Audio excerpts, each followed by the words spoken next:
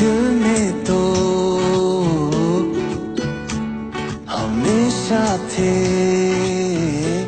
پاکستان میں جب فلم سازی کا کام کم ہوا تو اس سے میوزک انڈسٹری سے وابستہ لوگ خصوصاً پلے بیک سنگر بہت متاثر ہوئے. چنانچہ گلوکار ریڈیو، ٹی وی اور تقریبات میں پرفارم کرنے کے علاوہ اپنی آڈیو البم ریلیز کرنے میں مصروف ہو گئے. لیکن رواں سال یہ رجحان بھی کم ہو گیا. رواں سال بننے والی چند فلموں میں نوجوان گلوکاروں نے اچھی موسیقی پیش کی جس کو عوام میں خوب پذیرائی حاصل ہوئی.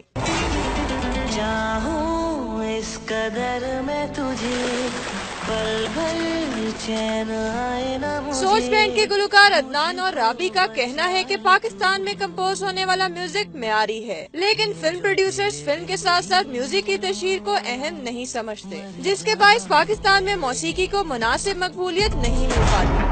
اسی طرح مختلف پلیٹ فارم سے موسیقی کو عوامی توجہ کا مرکز بنایا گیا، لیکن ان اقدامات سے بھی موسیقاروں کی مقبولیت نہیں بڑھی. Music is good, but the strategy of marketing is not good in Pakistan. ہالی ووڈ کا میوزک ہے وہ بھی تھوڑا سفر کرے گا، ابھی اس کو تھوڑی سی اور اسٹرگل کرنی پڑے گی اوپر آنے کے لیے. میوزک پاکستان کا کافی عرصے سے ڈاؤن فال میں جا رہا ہے، کیونکہ جو یہاں کے ڈائریکٹر پروڈیوسرز ہیں ان کو سمجھنا چاہیے کہ مووی اور میوزک ہینڈ ان ہینڈ چلیں گے تو چلے گا.